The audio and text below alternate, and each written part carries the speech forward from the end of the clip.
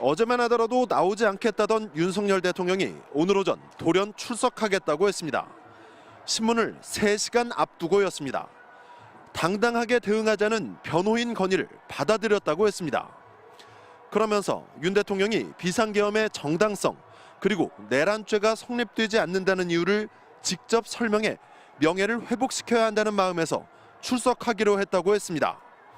하지만 이미 검찰이 내란죄 공범으로 재판에 넘긴 사람만 10명입니다. 검찰 공소장에는 총을 쏴서라도 도끼로 문을 부수고라도 의원들을 끌어내라고 했다는 윤 대통령 지시가 적시됐습니다.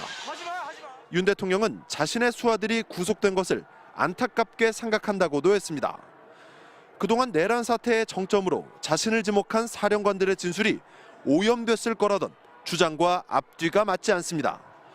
윤 대통령이 그동안 영장심사권이 없다고 주장해온 서울 서부지법 심사에 응한 것도 의외입니다. 영장심사권이 없는 법원이 체포영장과 압수수색 영장을 발부하는 것을 보면서 그동안 자신의 말을 뒤집더라도 구속은 피하겠다는 의도로 보입니다. 또 지지층 결집과 선동 의도로도 읽힙니다. 윤 대통령은 법원 포토라인에 서지 않았습니다. 국정 최고 책임자이자 내란 사태를 일으킨 장본인으로서 국민들을 상대로 책임지는 자세를 보여줄 기회를 계속 회피하는 겁니다. 반면 아스팔트 지지자들을 향해서만 메시지를 내놓고 있습니다.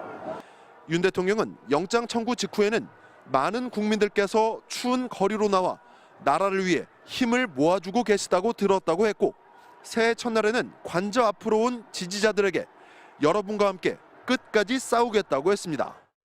법으로 회복했다는 자신의 전략이 사법부에 의해 판판이 무너진 지금 윤 대통령의 계획은 분명해 보입니다. 더 많은 지지자들을 거리로 나오게 하겠다는 겁니다.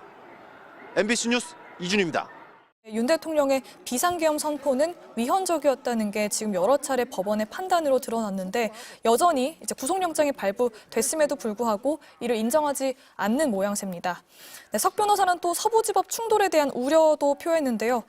분노 표출이 충분히 이해는 되지만 도가 지나쳐서 폭력 양상이 계속되면 좌파 세력의 표적 공세나 역공작에 휘말릴 수 있다고 했습니다. 예. 하지만 법원의 판단에 불복해서 사무실을 깨부수고 또 폭력을 헌법기관 안에서 행사하는 건 어떤 경우에도 허용돼선 안 되죠. 그렇죠. 그런데 이런 이유가 아니라 단지 좌파 세력의 표적 공세가 될 수 있으니 멈춰라. 이런 주장을 또 펼쳤습니다. 네.